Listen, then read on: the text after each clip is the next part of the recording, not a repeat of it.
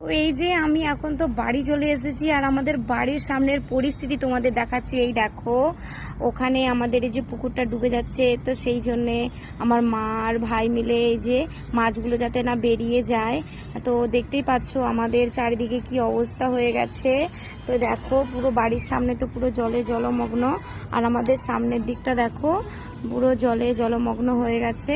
আর ওই যে বললাম মাছ ঘেরছে, মাছ মানে পুকুরটাকে ঘেরে দিচ্ছে যাতে মাছগুলো না বেরিয়ে যায়। বাবার অনেক টাকার মাছ রয়েছে এই পুকুরে, কি হবে জানি না। রাত্রে মনে হচ্ছে পুরো এগুলো ভেসে যাবে, বাড়িতেও জল ঢুকে যাবে কিনা তাও জানি না।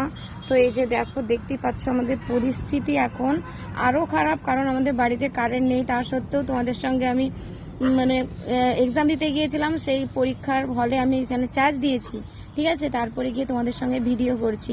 তো প্লিজ, মানে কি জানি না কি হবে, তবুও সমস্ত কিছু তোমাদের সঙ্গে শেয়ার করছি।